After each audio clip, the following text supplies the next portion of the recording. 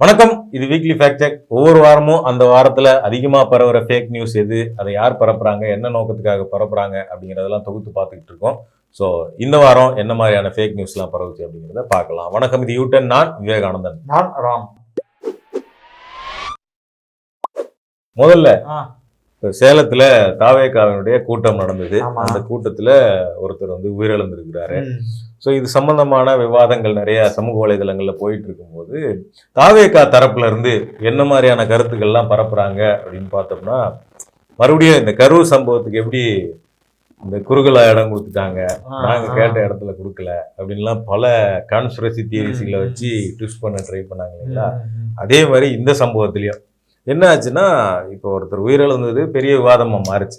உடனே வந்து என்ன காரணம் தெரியுங்களா, 12ல இருந்து மதியம் 3 மணி வரைக்கும் வெயில்ல கூட்டம் நடத்த சொல்லி பர்மிஷன் கொடுத்தது யாரு அப்படின்னு ஒரு கேள்வி அவங்களே எழுப்புறாங்க.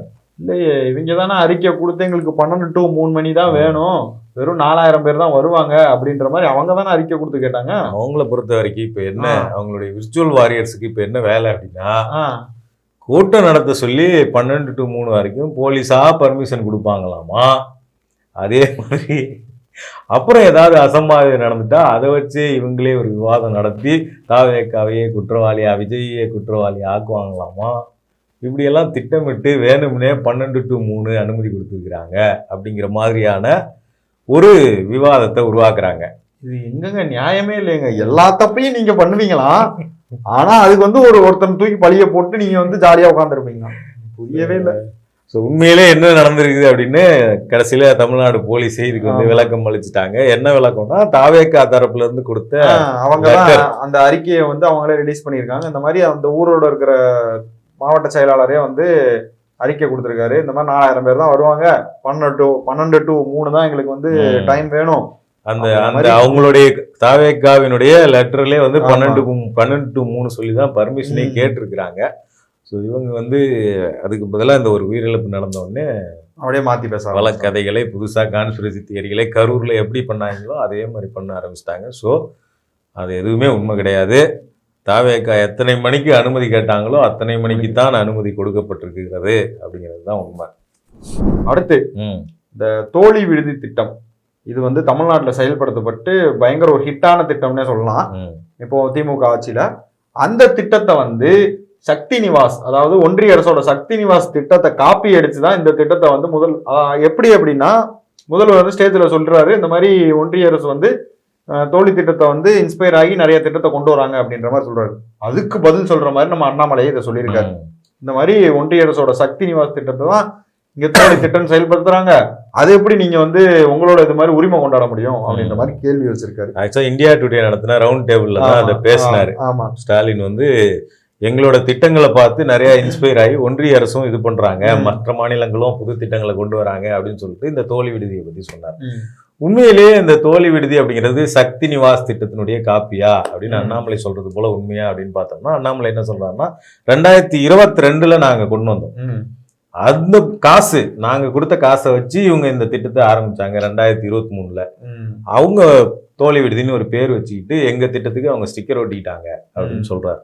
ஆனா உண்மையிலேயே தமிழ்நாட்டுல இந்த ஒர்க்கிங் விமன் ஹாஸ்டல் அப்படிங்கிற அதுக்கான தனி கழகம் அப்படிங்கிறது 2019 உருவாக்கப்பட்டுடுச்சு. அதிமுக ஆட்சி காலத்திலே அப்படி ஒரு கழகம் அப்பவே அது உருவாக்கப்பட்டுடுச்சு. அதே மாதிரி இந்திய அளவுல இந்த ஒர்க்கிங் விமன் ஹாஸ்டல் கான்செப்ட்ங்கிறது புதுசு கிடையாது. இந்த மாதிரி பெண்களுக்கான ஹாஸ்டல்ங்கிறது பல திட்டங்கள் வந்து 1980 காலங்கள்ல இருந்தே பல திட்டங்கள் இருந்திருக்குது. அதுல ஒவ்வொரு காலகட்டத்திலயும் ஒவ்வொரு மாற்றங்கள் நடந்து வந்திருக்கு.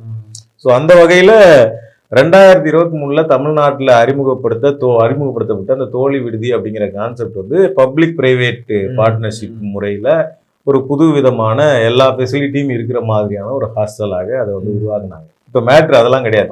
ஸ்டாலின் சொன்னது மாதிரி உண்மையிலேயே இந்த திட்டத்தை இன்ஸ்பயர் பண்ணிருக்குதா ஒன்றிய அரசு அப்படின்னு பார்த்தோம்னா, நிர்மலா சீதாராமன் இந்த பட்ஜெட்டுக்கு முன்னாடி எக்கனாமிக் சர்வே 2025-26 என்ற அறிக்கை, அந்த அறிக்கையில என்ன சொல்லி இருக்கிறாங்க அப்படின்னா, இந்த வேலை வாய்ப்புகள்ல இருக்கக்கூடிய பெண்களுடைய பார்ட்டிசிபேஷனை அதிகப்படுத்தணும் அப்படின்னா தமிழ்நாட்டுல நடைமுறையில இருக்கக்கூடிய இந்த தோழி விடுதி அப்படிங்கிற கான்செப்ட் வந்து ஒரு முன்மாதிரியான கான்செப்ட், ஒரு ப்ளூ பிரிண்டா எடுத்துக்கலாம் அதை அப்படின்னு யார் கொடுத்திருக்கிறாங்கன்னா நிர்மலா சீதாராமன், அதாவது ஒன்றிய நிதி அமைச்சர்.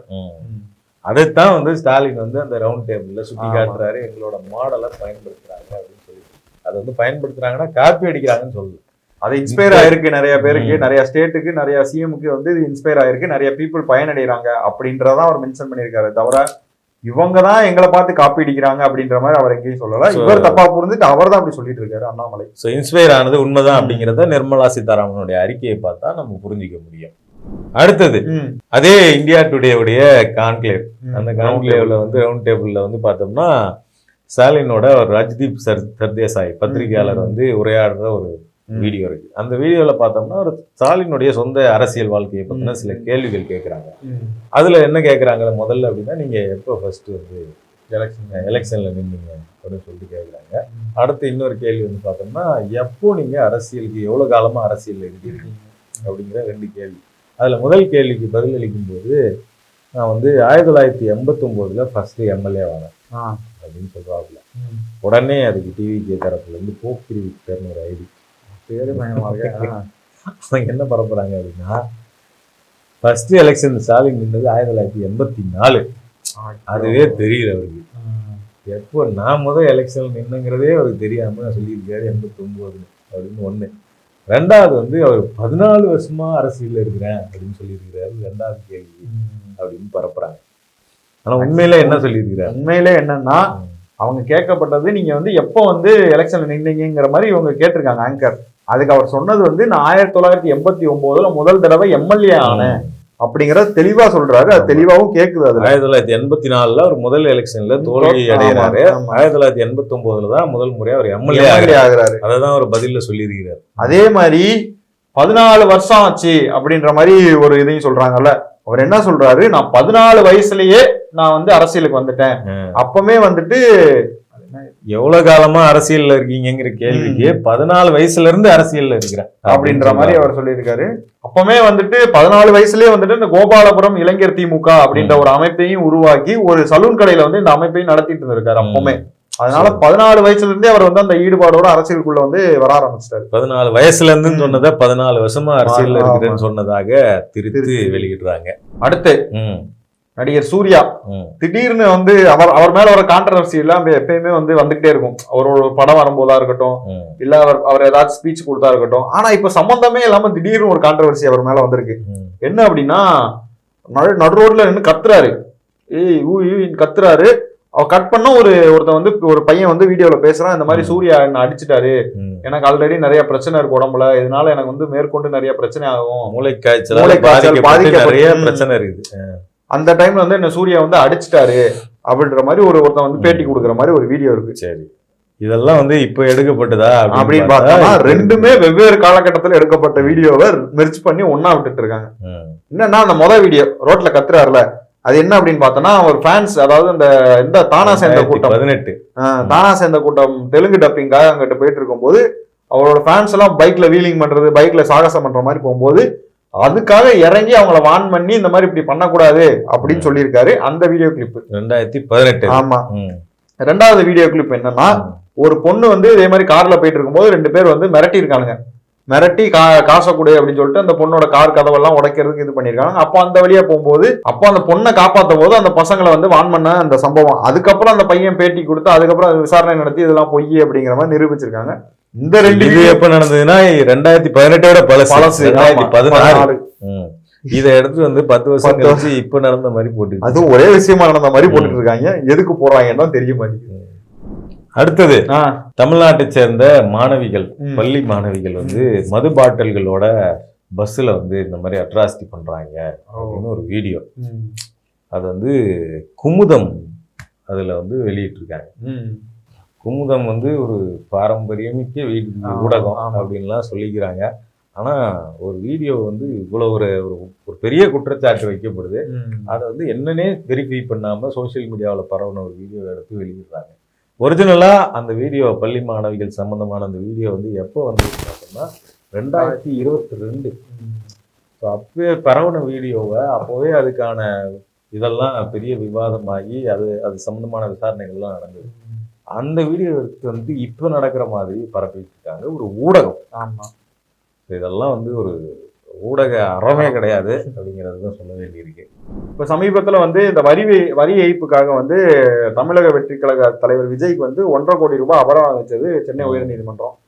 இதுக்கு ஆதரவா வந்து தயாநிதி மாறன், அதாவது எம்பி இருக்கார்ல, திமுக எம்பி தயாநிதி மாறன் பேசியிருக்காரு. என்னன்னா, ஆமா, ரஜினிக்கு நீங்க வரி இது பண்ண மாட்டீங்க, ஆனா விஜய்க்கு வந்து விஜய் மட்டும் எப்பயுமே நீங்க வந்து இது மாதிரி பண்ணிட்டே இருக்கீங்க அப்படின்ற மாதிரி விஜய்க்கு ஆதரவா பேசியிருக்காரு அப்படின்ற மாதிரி ஒரு வீடியோ இப்போ பேசியிருக்கிறாருங்கிற மாதிரி அதுல பரவுறாங்க, அதை பரப்புறாங்க. ஆமா, ஆனா இவர் பேசியிருக்காரு உண்மையிலே எப்பன்னா 2020 இதே மாதிரி பாராளுமன்றத்துல இருந்து வெளியே வரும்போது மைக்ல பேசும்போது அப்போ வந்து பிரச்சனை வந்துட்டு இருந்துச்சு நிறைய. அந்த பிரச்சனைக்கு அப்போ அந்த மாதிரி நடிகராக விஜய்க்கு வந்து அவங்க வாய்ஸ் பண்ணியிருக்கிறாங்க. அப்போ விஜய் வந்து கட்சியெல்லாம் ஆரம்பிக்கல, நடிகரா தான் இருந்தார். ரஜினிக்கு மட்டும் ஏன் ஸ்பெஷலா நீங்க ஒரு ப்ரிஃபரன்ஸ் கொடுக்குறீங்க, விஜய் பிரைட் நடத்துறீங்களே அப்படின்னு சொல்லிட்டு ஒரு நடிகருக்காக குரல் கொடுத்துருக்காங்க. ஸோ அந்த பழைய வீடியோவை எடுத்து இப்போ வந்து பரப்பிட்டு இருக்காங்க. அடுத்தது இந்த தாலிக்கு தங்கம் அப்படின்னு ஒரு திட்டம் இருக்கு. அந்த திட்டம் வந்து நிறுத்தப்பட்டுடுச்சு. இந்த திட்டம் வந்து அதிமுக ஆட்சி காலத்துல நடைமுறைப்படுத்தப்பட்ட திட்டம். அதை வந்து திமுக ஆட்சிக்கு வந்து நிறுத்திட்டாங்க அப்படின்னு சொல்லிட்டு அதிமுகவினுடைய இன்பதுரை அவர் வந்து பேட்டி கொடுத்திருக்கிறார். இதுல வந்து நம்ம அவர் சொன்ன தகவல்கள் பார்க்கும்போது, மேலோட்டமா பார்க்கும்போது உண்மை அப்படிங்கிற மாதிரி தான் தெரியும். ஆனா அதுல சில உள் விஷயங்களை நம்ம கவனிக்க வேண்டியது. அவர் வந்து எந்த வகையில் அதை திருச்சி சொல்றாரு அப்படின்னு புரிஞ்சுக்கணும். அப்படின்னா என்ன அப்படின்னா, இந்த தாலிக்கு தங்கம் திட்டம் வந்து திமுக ஆட்சியில தான் அது அபிஷியலா நிறுத்தப்பட்டுச்சு அப்படிங்கிறது உண்மை. ஆனா அது செயல்பாட்டு அளவுல எப்ப நிறுத்தப்பட்டுச்சு அப்படின்னு பார்த்தோம்னா அதிமுக ஆட்சி காலத்திலேயே நிறுத்தப்பட்டு 2019 நிறுத்தப்பட்டிருக்கு. இத எடப்பாடியே அதை பத்தி பேசியிருக்காரு. அதிகாரப்பூர்வமாகத்தான் 2021 பிறகு நிறுத்தப்பட்டுச்சே தவிர செயல்பாட்டு அளவுல அது 2019 நிறுத்தப்பட்டுடுச்சு. இது எடப்பாடியே இது வாக்கு மூலமா கொடுத்திருக்கிறார், சட்டமன்றத்திலே பேசியிருக்கிறார். நீங்க வந்து சட்டமன்றத்தில் இது தொடர்பான விவாதம் வரும்போது எடப்பாடியை நோக்கி கேள்வி கேட்டிருக்கிறாங்க, உங்க ஆட்சி காலத்திலேயே இது வந்து கொடுக்கப்படலை, நிறுத்தப்பட்டுடுச்சு அப்படின்னு. அதுக்கு பதில் சொன்ன எடப்பாடி என்ன சொல்லியிருக்கிறாருன்னா, இந்த தங்கம் விலை ஏறுறது இறங்குறது அப்படிங்கிறது பயங்கர வால்டைலா இருக்கிறதுனால இந்த திட்டத்துக்கு டெண்டர் எடுக்கிறதுக்கு வரமாட்டாங்க, அதனால இதை எங்களால அப்போ செயல்படுத்த முடியல. அடுத்து கோவிட் வந்துருச்சு, அதனால இந்த பணிகள்லாம் நிறுத்தப்பட்டுருச்சு அப்படின்னு எடப்பாடியே சொல்லியிருக்கிறார். அப்போ கடந்த ஒரு 2-3 வருஷமாவே இந்த ஆட்சி வர்றதுக்கு முன்னாடியே இந்த திட்டம் வந்து செயல்பாட்டுல இல்லை. அப்ளிகேஷன் மட்டும் வாங்கி வச்சுன்னு இருந்தாங்க. 2018-19 பிறகு திருமணமான யாருக்குமே வந்து இப்போ வரைக்கும் அந்த பணம்லாம் கிடைக்கல. அப்ளிகேஷன் மட்டும் வாங்கி அப்படியே பெண்டிங்ல வச்சுட்டு இருந்தாங்க. ஸோ அந்த திட்டம் வந்து முன்னாடியே செயல்பாட்டு அளவுல நிறுத்தப்பட்ட ஒரு திட்டம். அது அதிகாரப்பூர்வமா 2021 பிறகு நிறுத்தப்பட்டுச்சு. ஸோ அதிமுக ஆட்சியை கொண்டு வந்த திட்டத்தை திமுக வந்தோடனே நிறுத்திட்டாங்க அப்படின்ற மாதிரி சொல்ற தகவல் உண்மை. அடுத்து எப்பவுமே இந்த ஜூனியர் விகடனோட அட்டப்படம் வந்து எப்பவுமே ட்ரெண்ட் ஆகிறது வழக்கம். ஒவ்வொரு இஷ்யூ நடக்கும்போது அவங்களோட அட்டப்படமும் தான் வந்து பேசும். அந்த மாதிரி இப்போ என்னன்னா, ஸ்டாலின், அதாவது சிஎம் ஸ்டாலின் இருக்காருல்ல, அவர் சம்பந்தமான ஒரு வந்து அட்டைப்படத்தை வந்து ரெடி பண்ணியிருக்காங்க. பல்ட்டி அடிச்சு கீழே விழுகிற மாதிரி, மேல வானத்துல இருந்து பல்ட்டி அடிச்சு கீழே விழுகிற மாதிரி ஒரு போஸ்டர் வந்து அட்டைப்படம் ரெடி பண்ணியிருக்காங்க ஜூனியர். இந்த போட்டோ நான் 3 வருஷத்துக்கு முன்னாடி பார்த்துருக்கிறேன். அதுலயே கொட்டெழுத்துல போட்டிருக்கோம் 2022. அதுல வேற யாரும் கிடையாது, நம்ம அண்ணாமலை ஜி தான். அவரோட போட்டோ, அந்த போட்டோவை அவரோட பேரும் கீழே போட்டிருந்தது எடிட் பண்ணி சிஎம்மோட போட்டோவையும் பேரையும் கீழே போட்டு ஒரு மாதிரி அண்ணாமலைக்காக போட்ட கவர் அது. ஆமா, அதை எடுத்து இப்போ வந்து திமுக போட்டிருக்காங்க போலங்கிற மாதிரி பரப்பிட்டு இருக்காங்க. அது உண்மை இல்லை. அடுத்தது இப்ப இந்த டிபேட் சேனல் இருக்காங்கல்ல, அவங்க ஒரு ஷோ நடத்தினாங்க. அதுல வந்து தாவேகா சாருக்கு வந்து இந்த அனந்த்ஜித் பேசினாங்க. சரி, ஸோ பேசும்போது என்ன சொன்னாப்புலன்னா, இப்போ வந்து ஒன்றிய அரசோட பட்ஜெட் வந்திருக்கு, 16th ஃபினான்ஸ் கமிஷன் ரிப்போர்ட் வந்திருக்கு. இதில் பார்த்தோம்னா மாநிலங்களுக்கு பிரித்து கொடுக்குற நிதி அப்படிங்கிறது ஒன்றிய அரசு வந்து 41% நிதி, அதை அதிகப்படுத்தவே இல்லை, அப்படியே கண்டினியூ பண்ணுறாங்க. இதை எதிர்த்து ஒரு வார்த்தை ஸ்டாலின் பேசியிருப்பாரா அப்படின்னு சொல்லிட்டு பேசுறாரு. எதுக்கு பேசினாரு அப்படின்னா, விஜய் பிரஸ் மீட்டே கொடுக்க மாட்டாரு, விஜய் அறிக்கை கொடுக்க மாட்டாரு, பட்ஜெட்டை பத்தி விஜய் எங்க பேசியிருக்கிறாரு அப்படின்லாம் கேட்ட உடனே இந்த கருத்தை வந்து நம்ம எதிரில் ஒண்ணு சொல்லி விட்டுருவோம் பேசியிருக்கிறாரு. கேட்டா நாங்க எல்லாருமே விஜய் தான் சொல்லிடுவாங்க. சரி, அதுக்கு நம்ம இந்த கண்டென்ட் போடுவோம். ஸோ ஒரிஜினலா பார்த்தோம்னா உண்மையிலேயே ஸ்டாலின் வந்து அதை எதிர்த்து அறிக்கை கொடுத்துருக்கிறாரு. ஆமா, ஸோ 41%ங்கிறத அதிகப்படுத்தலை, நாங்கள் 50% இதை மாற்றணும்னு கோரிக்கை வச்சோம், இதை அதிகப்படுத்தாதது தவறு அப்படின்னு அறிக்கை வந்து ஸ்டாலினால் கொடுக்கப்பட்டிருக்கு. ஸோ ஸோ இதை பார்க்காம தான் வந்து அவர் வந்து கண்டிப்பா கொடுத்துருக்க மாட்டார், ஏன்னா நம்ம தலைவரே கொடுக்கலையே அப்படின்ற கான்பிடன்ஸ் அவருக்கு கொடுத்துருக்காங்க. அடுத்து இந்து அறநிலைத்துறை அந்த சார்பில் ஒரு ஃபேக் நியூஸ் என்னன்னா, பஞ்சாமிர்தம் கையில எல்லாம் போட்டு அது இதுன்னு போட்டு ஏதோ பண்றாங்க, சுகாதாரமற்ற ஒரு பஞ்சாமிரத்தை தான் வந்து கோயில்ல இருக்க பக்தர்களுக்கு வந்து கொடுக்குறாங்க. பஞ்சாமிர்தம் இந்து அறநிலைத்துறை வந்து இதுலயுமே ஊழல் பண்றாங்க அப்படின்ற மாதிரி எல்லாம் போட்டு ஒரு வீடியோ. ஸோ இதை பாக்குற யாருமே இனிமே பஞ்சாமிர்தமே சாப்பிடக்கூடாதா அப்படிங்கிற மாதிரி அதை பரப்பி இருக்கிறாங்க. உண்மை என்ன அப்படின்னு பார்த்தோம்னா, இது வந்து ஒரு 16 குடும்பங்களுக்கு செய்யப்பட்ட பஞ்சாமிர்தம் தனியா. யாரோ ஒரு வீலாகர் யூடியூப் இன்ஸ்டாகிராம்ல இருக்கக்கூடிய யாரோ ஒருத்தர் வந்து அவங்களுக்கு பர்சனலா செஞ்சுக்கிட்ட ஒரு வீடியோ அது. அந்த வீடியோ எடுத்துட்டு வந்து இது வந்து பாத்தீங்களா, கோயில்ல பக்தர்களுக்கு தான் பஞ்சாமிர்தம் இப்படிதான் பண்றாங்க, கோயிலுக்கும் இந்த பஞ்சாமிரத்துக்கு சம்பந்தமே கிடையாது, இது அவங்களே விளக்கமா போட்டிருக்கிறாங்க. இதை வந்து தப்பா நினைக்க வேண்டாம்னு சொல்லிட்டு அவங்களே ஒரு கமெண்ட் பயங்கர வைரலா போய் இதுக்கு கவர்மெண்ட் எல்லாம் விளக்கம் கொடுக்குற அளவுக்கு ஆயிடுச்சு கடைசியில. அடுத்தது இந்த சட்டமன்ற தேர்தல் வேற தமிழ்நாட்டுக்கு வரப்போகுது. வந்தாலே வதந்தி பரவிடும். அதன் அடிப்படையில தேர்தல் தேதி அறிவிச்சிட்டாங்கன்னு நிறைய பரவிட்டு இருக்கு. தேர்தல் தேதி அறிவிச்சுட்டா உடனடியா தேர்தல் விதிகள்லாம் அமலுக்கு வந்துடும். ஸோ அதனால தேர்தல் தேதி அறிவிச்சா அது ரொம்ப முக்கியமான செய்தியா எல்லா ஊடகங்களையும் பரபரப்பா பேசப்படும். இந்த மாதிரி வதந்தி மாதிரி வாட்ஸ்அப்லயும் ஃபேஸ்புக்லயும் பரவிட்டு இருக்காது. ஸோ ஏப்ரல் 9ஆம் தேதி அப்படின்னு ஒரு வாட்ஸ்அப்ல ஒரு இது பரவிட்டு இருக்கு. ஏப்ரல் 19ஆம் தேதி அப்படின்னு நியூஸ்ல போட்ட மாதிரி நியூஸ் கார்டை வந்து பரப்பிட்டு இருக்காங்க. ரெண்டுமே உண்மை கிடையாது. ரெண்டுமே ஒண்ணு வதந்தி, இன்னொன்னு பழைய 2024 ஒரு இது பழைய தேர்தலினுடைய தேதி. அது அதை போட்டு இப்போ வந்து நடக்கிற மாதிரி பண்ணிட்டு இருக்காங்க. அடுத்து ஒரு அறிக்கை பயங்கரமா ட்ரெண்ட் ஆகுது. என்னன்னா, அந்த ரம்ஜான் மாசம் வரப்போது நோன்பு எல்லாம் ஆரம்பிக்க போறாங்கல்ல, அதனால வந்து ஒரு ஃபேக் நியூஸ். அதாவது இந்த ரம்ஜான் மாசத்துக்கு வந்து வடமாநில தொழிலாளர்கள்லாம் இருக்காங்களா, அவங்க எல்லாம் கேரளாக்குள்ள வந்து குற்றங்கள் செய்யறதுக்காக கேரளாக்குள்ள நுழையிறாங்க. பெண்களை வந்து இது பண்றதுக்கு, நகையை திருடுறதுக்கு, இந்த மாதிரி பல குற்ற செயல்களை செய்யறதுக்காக வராங்க அப்படின்ற மாதிரி ஒரு அறிக்கை. இந்த அறிக்கை பயங்கரமா வாட்ஸ்அப், ஃபேஸ்புக்னு எல்லா போலீஸே இதை வந்து வெளியிட்டு அப்படிங்கிற மாதிரி இதை வந்து பரப்புறாங்க. ஸோ குற்றவாளிகள் வராங்க, பிச்சைக்காரங்க மாதிரி வேஷம் போட்டு வருவாங்க. வீட்டுக்கிட்ட யாராவது பிச்சை எடுக்க வந்தா அவங்கள உடனே துரத்தி விட்டுருங்க, கிட்டையே சேர்க்காதீங்க, அவங்க எல்லாம் மிகப்பெரிய குற்றவாளிகள் அப்படிங்கிற மாதிரி ஒரு பரப்பிட்டு இருக்காங்க. இது மலையாளத்திலயும் பரவுது, தமிழ்லயும் பரவுது, மித்த எந்த லாங்குவேஜ்ல பரவுதுன்னு தெரியல. ஆனா கேரளா போலீஸுக்கு இது யார் வெளியிட்டாங்கன்னு தெரியல. ஏன்னா அவங்க வெளியிடல இதை. ஸோ அப்படி எதுவும் இல்லை. இது வந்து வட மாநிலத்தவர்கள் மேல ஒரு வெறுப்பை பரப்பும் ரீதியாக வட மாநில தொழிலாளர்களை குறிவைத்து இது பரப்பப்படுது. இந்த மாதிரி போலீஸ்ல இருந்து எந்த அறிவிப்பும் வெளியிடப்படல.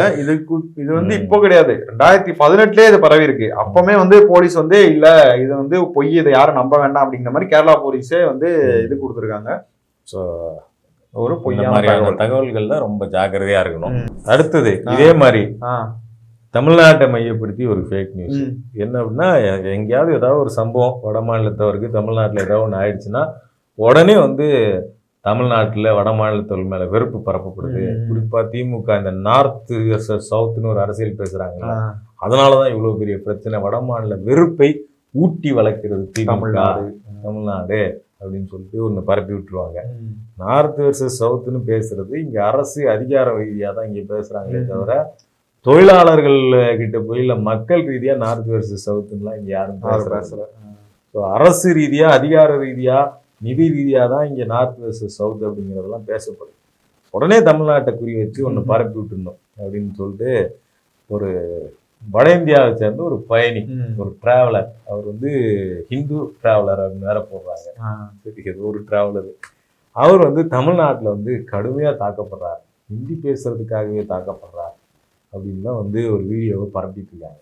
சோனி டிராவலர்னு ஒரு சோனி ஜி அப்படின்னு சொல்றாங்க. அவரோட ஒரிஜினல் சேனலுக்குள்ள போய் பார்த்தோம்னா அவர் டைட்டிலே போட்டிருக்காரு. என்ன அப்படின்னா, ஆந்திராவில் தாக்குறாங்க அப்படின்னு சொல்லிட்டு.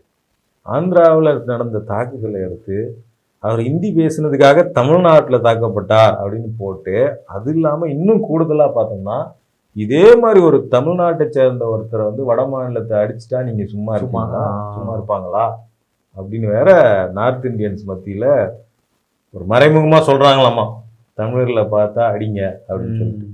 இதெல்லாம் ஒரு மோசமான வன்மமான போக்கு. இது தமிழ்நாட்டை குறி வச்சு தொடர்ச்சியா நடந்துகிட்டு இருக்கு. இப்ப சமீபத்துல கூட பீகாரை சேர்ந்த ஒரு குடும்பம் வந்து தாக்குதலுக்கு உள்ளானப்ப அதை கூட பார்த்தோம்னா இங்க உடனே தமிழர்கள்னு பரப்புனாங்க. ஆனா உண்மையில அதை செஞ்சது வந்து அதே வட மாநிலத்தை சேர்ந்தவங்க தான்.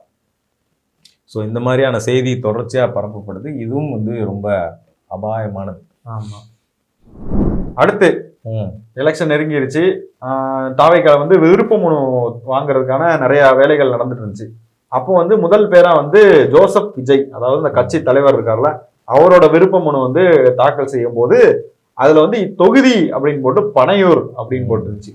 பனையூரா, பனையூர் தொகுதியா அப்படின்ற மாதிரி வேற பாலிமர் நியூஸ்னு மேல வேற பாலிமர் நியூஸ் வேற இருந்துச்சு. ஐயோ, ஒரிஜினலாவே பனையூரை ஒரு தொகுதின்னு நினைச்சு விஜய் வேட்புமனுக்காக விருப்பம் கொடுத்திருக்காரு. பனையூரே சோழிங்கநல்லூர் தொகுதியில தானே வரும். என்னடா இது, சரி ஒருவேளை தொண்டர்கள்லாம் இப்படி இருக்காங்கன்னு பார்த்தா தலைவரே கன்ஃபியூஸ் ஆயிட்டாரு போல அப்படின்ற மாதிரி இருந்துச்சு. ஒரு கட்சி தலைவருக்கே பனையூர்னு ஒரு தொகுதி இல்லைன்னு தெரியலையே அப்படின்ற மாதிரி அதை பரப்பிட்டு இருக்காங்க. ஸோ உண்மை என்னன்னா வெறும் அதுல ஜோசப் விஜய் அப்படின்ற பேர் மட்டும் தான் இருந்துச்சு. தொகுதின்ற இடம் வந்து பிளாங்காக இருந்துச்சு. அதை வந்து எடிட் பண்ணி பனையூர்னு போட்டு வந்து சும்மா பரப்பிட்டு நிறைய பேர் இதை பரப்புறாங்க. ஸோ இது உண்மை கிடையாது. அடுத்தது டெல்லியில வந்து நிறைய பெண்கள் குழந்தைகள் வந்து தொடர்ச்சியா காணாம போறாங்க அப்படிங்கிற செய்திகள் வந்து பார்த்தோம்னா தொடர்ச்சியா ஊடகங்கள்ல வெளிவந்துகிட்டே இருக்கு. அதுவும் குறிப்பா ஒரு 15 நாட்கள்ல 800க்கும் அதிகமான பெண்கள் குழந்தைகள் காணாம போயிருக்காங்க அப்படிங்கிற செய்தி நாடு முழுக்க ஒரு பெரிய பரபரப்பை கிரியேட் பண்ணுச்சு. அது தொடர்பா வந்து டெல்லி காவல்துறையில இருந்து ஒரு அறிக்கை கொடுத்தாங்க. அந்த அறிக்கையை தான் பார்த்தோம்னா பாலிமர் மாதிரியான சில ஊடகங்கள்ல திருச்சி அது வந்து அதுல இருக்கக்கூடிய ஒரு சின்ன போர்ஷன் மட்டும் எடுத்து தவறா வெளியிட்டு இருக்கிறாங்க.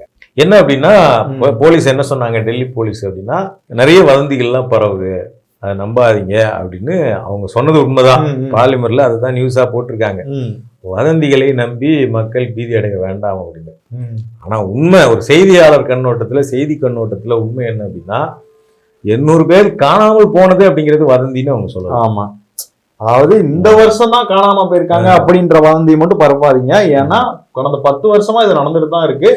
இதுக்கு முந்தின வருஷங்கள் ஜனவரி மாசம் கூட இது கூட அதிகமா பேர் காணாம போயிருக்காங்க. அதனால இந்த வருஷம் மட்டும் நடக்குதுன்ற மாதிரி வதந்தியை பரப்ப வேண்டாம். ஆக்சுவலா இது சோசியல் மீடியாவில் என்ன மாதிரியான டிபேட்டை கிரியேட் பண்ணுச்சுன்னா திடீர்னு இப்போ அதிகமா நிறைய பேர் காணாம போற மாதிரியான ஒரு டிபேட்டை கிரியேட் பண்ணுச்சு. அதுக்கு வந்து அவங்க விளக்கம் கொடுத்துருக்காங்க. நீங்க வந்து இது வந்து வழக்கமா வருஷம் வருஷம் நடக்குது இந்த மாதிரி அப்படின்ற பதில வந்து அவங்க கொடுத்துருக்குறாங்க.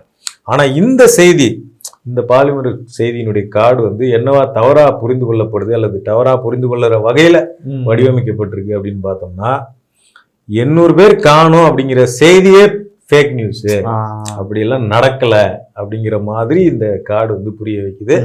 பட் அங்க நடக்கிறது உண்மை. பட் அது வந்து போன வருஷம் அதுக்கு முந்தின வருஷமும் நடந்திருக்குது.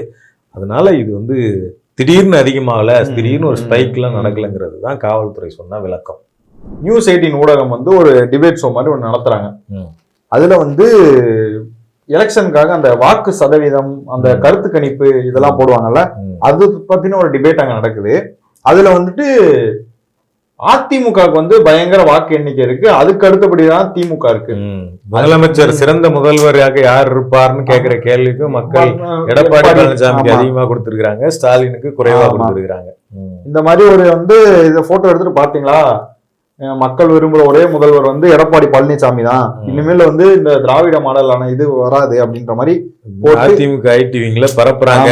நியூஸ் 18 இங்கிலீஷ் சேனலினுடைய அந்த ஸ்கிரீன்ஷாட். உண்மை என்ன அப்படின்னு பார்த்தோம்னா நியூஸ் 18 வந்து கருத்து கணிப்பு நடத்திருக்காங்க, எல்லாமே உண்மைதான். ஆனா அதுல மக்களால் சிறந்த முதல்வர் யாருன்னு கேட்டதுக்கு MK ஸ்டாலினும், யார் அடுத்து 2026 வந்து ஆட்சியை பிடிப்பா அப்படின்னு கேட்டதுக்கும் திமுக அப்படின்றதான் நிறைய மக்கள் வாக்களிச்சிருக்காங்க.